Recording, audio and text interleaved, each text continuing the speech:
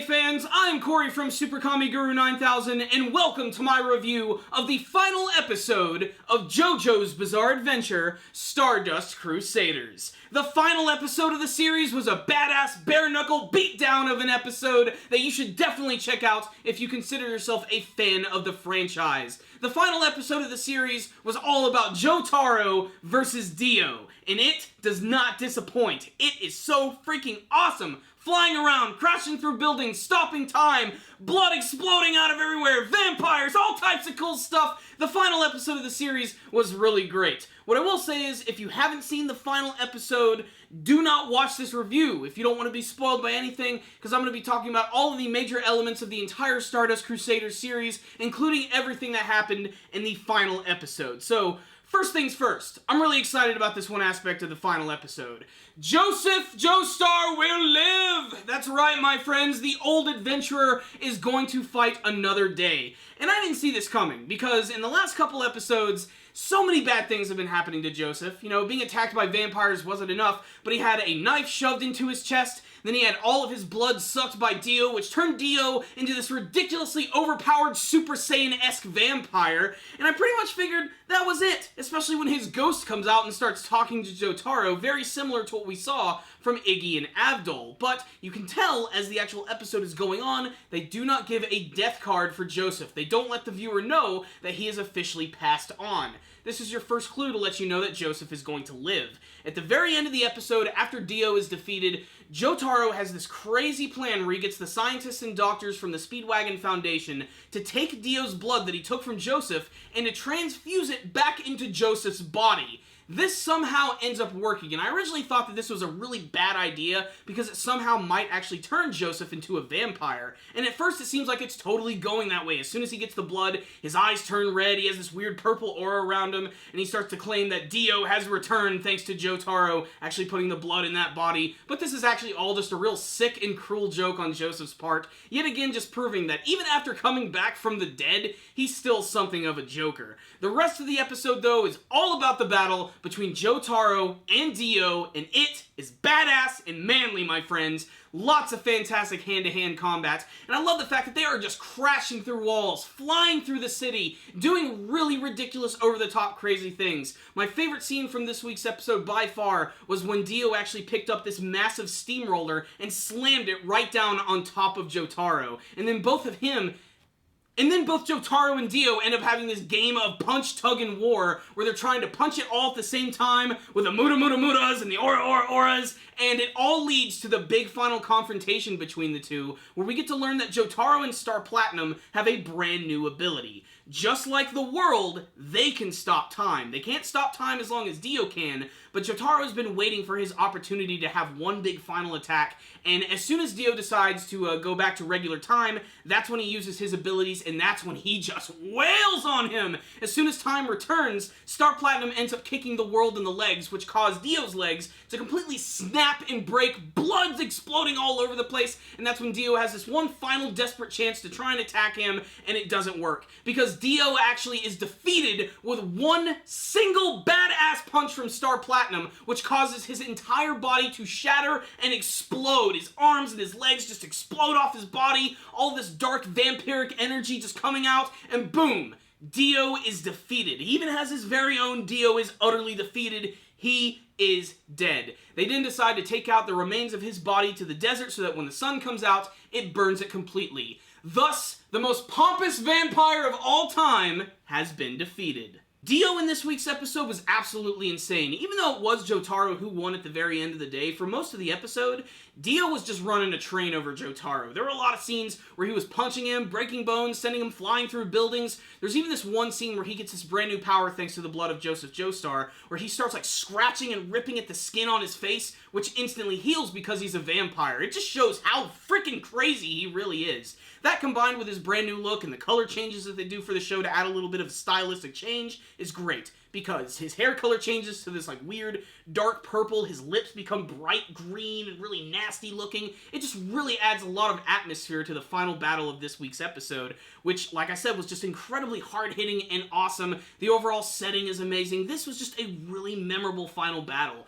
The rest of the episode, though, is just sort of wrapping up everything, with Polnareff saying goodbye to Joseph and Jotaro, and it's a very heartwarming scene. They all hug, they all leave and part ways. Polnareff is going back to his homeland, France, which I think is appropriate. Although, considering that these characters survived, I honestly wouldn't mind seeing them again. After seeing the prospect that Joseph Joestar returned, I'd love to see the return of both Jotaro and Polnareff, and maybe even some of the other side characters that we saw before. Horse, anyone? Maybe we'll see the Oingo Boingo brothers. I'm not really sure, but what they also do at the end of the series is we get to see that Holly is going to be okay. She gets all ecstatic and excited. She runs outside over the prospect of seeing both her son and her father again. It's a very heartwarming scene, especially with Joseph and Jotaro actually like saying that they actually had something of a good time. There was a lot of bonding for these two. It was a really great family moment, despite the fact that they ran into a lot of dangerous things and they even lost some friends, but they learned a lot on this trip, and I really can't wait to see how this is going to evolve as the series is going to go on, because the vampires are defeated, Dio is done. What other sort of threat could exist in the JoJo universe? We're just going to have to watch and find out. I'm still a little reluctant to start reading the manga series because I'm hopeful that they're going to announce like maybe a sequel series later on, but it's really hard to contain my excitement, so I already know if they don't announce anything within the next year, I'm definitely going to have to start reading this manga series because it is freaking awesome. The anime version was great. I really hope that the manga readers enjoyed it because I think it was really fun, really stylistic, and unlike any other anime that I've ever seen before. I'm also going to go back and watch the Stardust Crusaders OVAs after this because I just want to see everything related to the series at this point. That was something that I also decided I didn't want to watch because I was told that it was going to be very spoilerific for what was going to be happening in this series, and I'm really glad that I got to experience this one first because it freaking blew me away and it was great. So, what is the final rundown on the last episode of Stardust Crusaders? This was a really fantastic finale that knew exactly what it was doing, it got right to the point, and it was exciting. The first, 15 minutes of the episode is pretty much all just raw, badass, manly action from Jotaro and from Dio.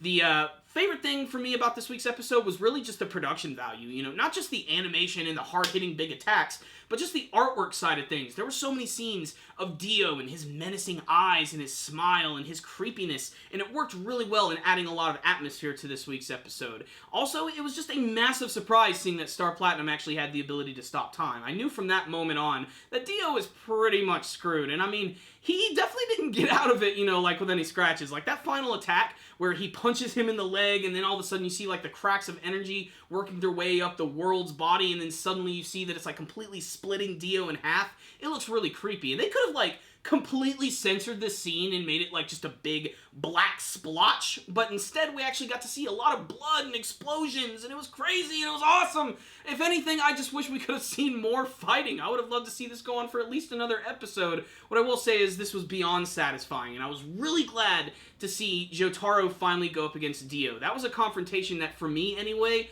was the one that I was looking forward to the most, because this was the first time in the series that we've actually seen Dio kind of be genuinely frightened and scared. And that's because frickin' Jotaro can stop time and he's a frickin' badass. He's not scared of Dio. He just runs right at him. That first scene at the beginning of the episode where Joseph's ghost is trying to calm Jotaro down. He's like, don't let your anger get the best of you.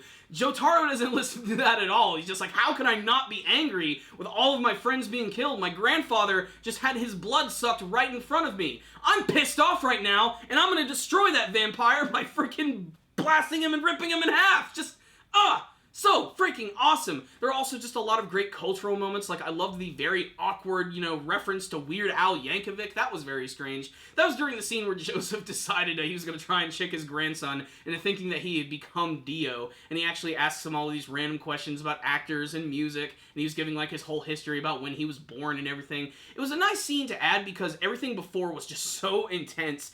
I thought things were going to go completely south at that point. I really thought, the battle's not over. He is now going to have to fight against Joseph, who is now being possessed by Dio. But considering we got that title card before, when a character is dead, they are officially freaking dead. I'm really glad that they established that rule because it allowed me to sort of hold on to the hope that Joseph is alive. And he is, and I'm really excited about that because he's definitely, I think, You know, in terms of badassery, I think that Jotaro is the coolest JoJo that I've seen so far. Remember, I don't read the manga. But I think that Joseph is still my favorite just because of his overall nature, his character, just the adventures he goes on, how incredibly lighthearted he is, and how he just loves to have a good time. He's just such a fantastic character. I love him. It's amazing.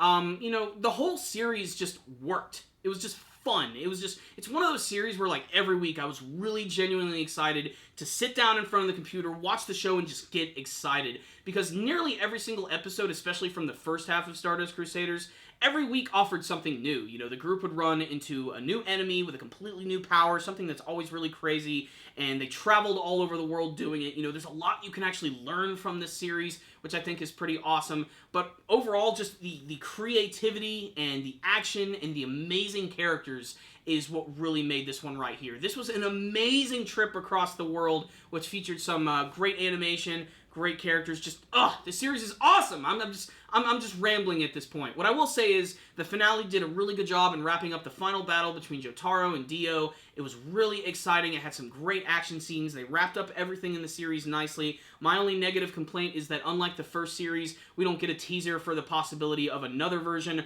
Although, with how popular this show is, I imagine we're going to see something else, especially because they decided to take the plunge and finally start adapting all of these JoJo's stories. But like I said, if nothing materializes in the next year, I've got to take a look at the manga version. The series is too manly to pass up, and so was this week's episode, which I'm going to give a 5 out of 5. It was beyond entertaining, it was a great finale to the series, and it's something that any JoJo fan should definitely check out. Whether you've been reading the manga version or you've been following the anime version, check out this week's episode. It was pretty freaking legendary.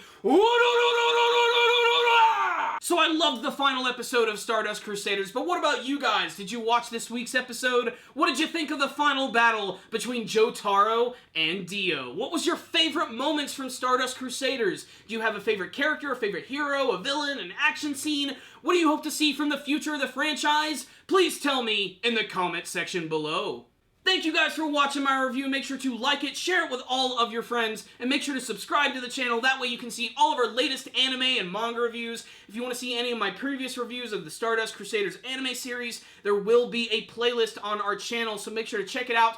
Every single episode is there. Not only that, but you guys can also follow us on social media, and you guys can also check out our brand new video podcast show, The Powerful Nerdcast. It features both me and Christian, and occasionally we have some guests. So there it is, guys. Thank you again for watching, and as always, stay dandy, baby.